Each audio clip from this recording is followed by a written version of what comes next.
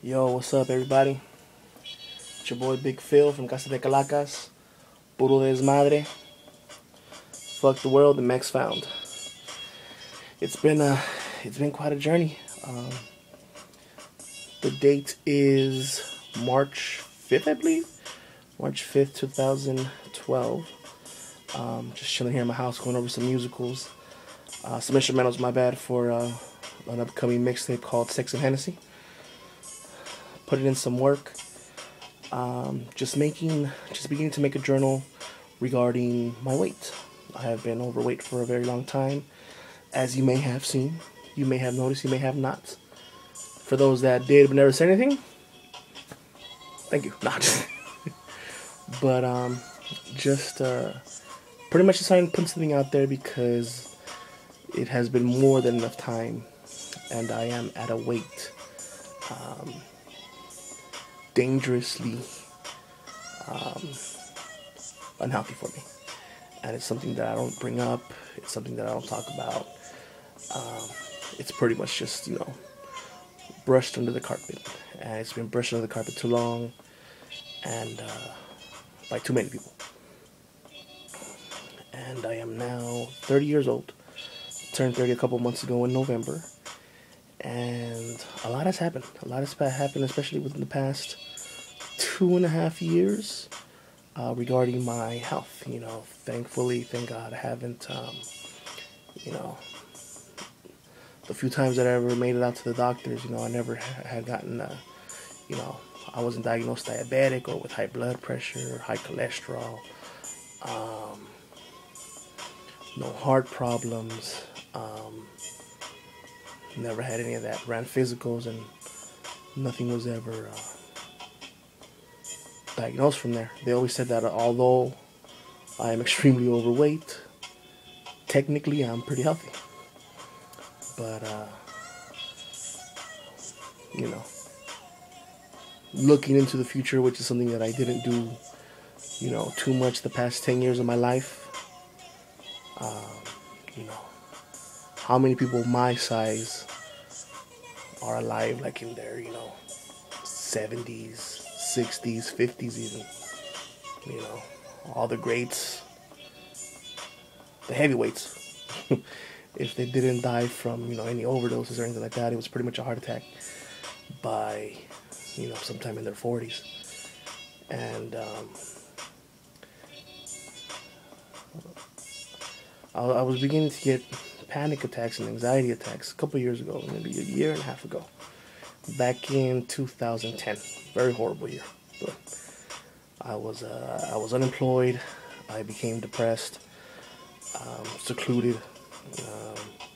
Ate my way into I think I ate my way in a very deep hole of depression, and I began to get anxiety attacks, chest pains, extreme chest pains, like things that couldn't believe would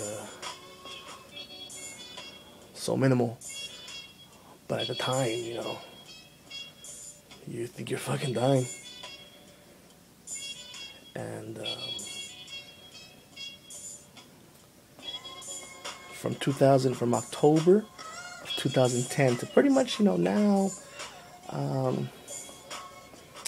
not, maybe not present, not in March, for a while, it's something that I've been needing to get a grip on, get a hold on myself.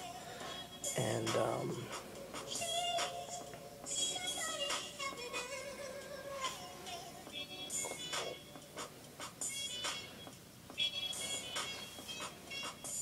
I just need to get a grip on it, you know what I mean? I've after those first series of anxiety attacks, I was afraid to eat.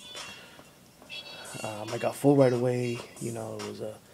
I was nauseous for the longest time, and I lost a lot of weight. And it would have been a great. It was a great kickstart to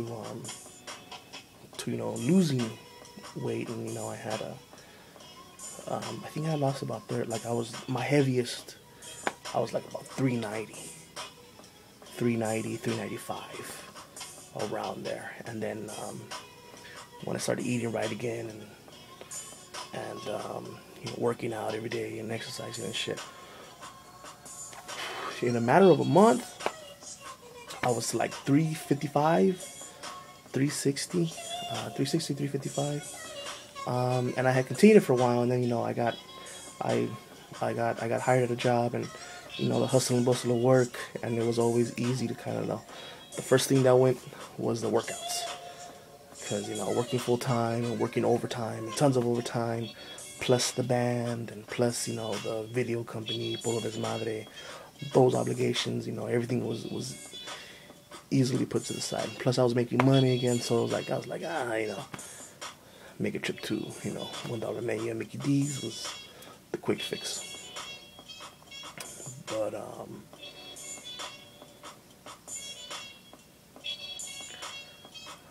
I had gotten a hold of my anxiety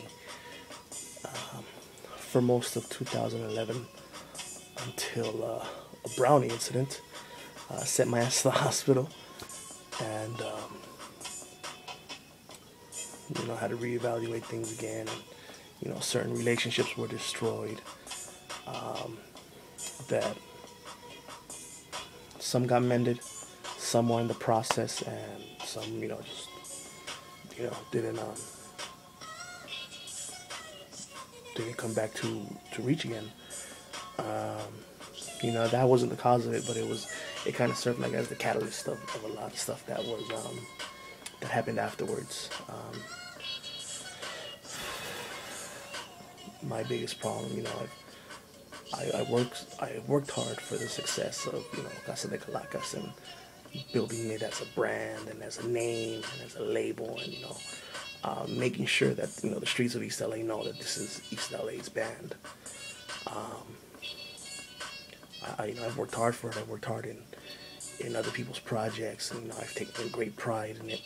When I go out and I perform, it's the feeling that it's unexplainable. And even then, when I was going through my health issues, I had stopped playing trumpet, which was why CDC kind of had they had back down again for a little while. I couldn't go to practices anymore. Playing the trumpet would trigger anxiety attacks, and that kind of led me to another depression, and kind of back to the whole emotional eating thing, and just kind of consoling myself in the fact that I had something was in me that what if I could never play trumpet again because of this. And sometimes I still deal with it. Sometimes I'm on stage and it's always the greatest feeling in the world, but within the past 2 years, sometimes I'm on stage and I feel like if I'm going to lose it, I'm going to lose my mind, I'm going to, hit that point of no return and just, not kill myself, but just lose my mind. And I really have to fight and be strong and continue to do what I do. I'm surrounded by crowds, and the crowds, freak me the fuck out. But I gotta do what I have to do. And even though I don't do it as much as I used to, I still, it's part of the process. It's part of continuing to showcase what I've built so that, we can continue building on top of it. Which is where, I'm looking at now, Casa de Calacas, Mexfound, Puro Desmadre, Bella Desmadre, something that's coming up new as well. I want to see, I want to see these things come to fruition. I want to see them as big in reality as they are in my dreams. Because,